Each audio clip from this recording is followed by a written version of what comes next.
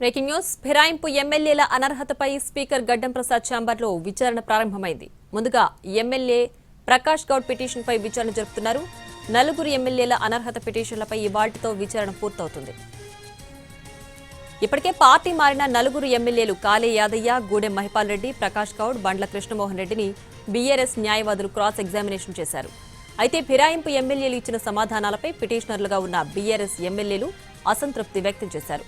ఫిరాయింపులకు సంబంధించి వాదనలు వినిపించేందుకు అవకాశం ఇవ్వాలని స్పీకర్ను కోరారు. దీంతో ఇవాళ మరోసారి విచారణ జరుగుతోంది.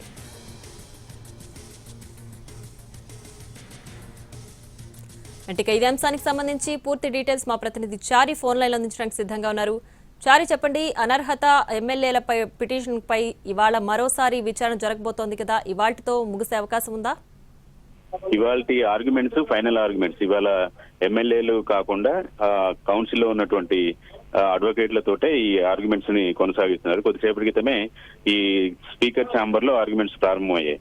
ప్రకాష్ గౌడ్ సంబంధించినటువంటి అనర్హత పిటిషన్ మీద ప్రస్తుతం ఆర్గ్యుమెంట్స్ కొనసాగుతున్నాయి. ఒక్కొక్క ఎమ్మెల్యేలకి అరగంట సమయాన్ని ఇచ్చారు.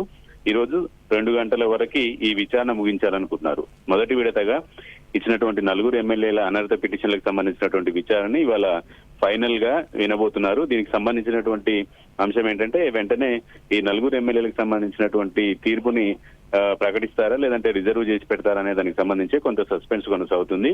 ఇవాళతో ఆ నలుగురు ఎమ్మెల్యేలకు సంబంధించినటువంటి విచారణ అయితే ముగించబోతున్నారు. Right Chari, thanks for the updates.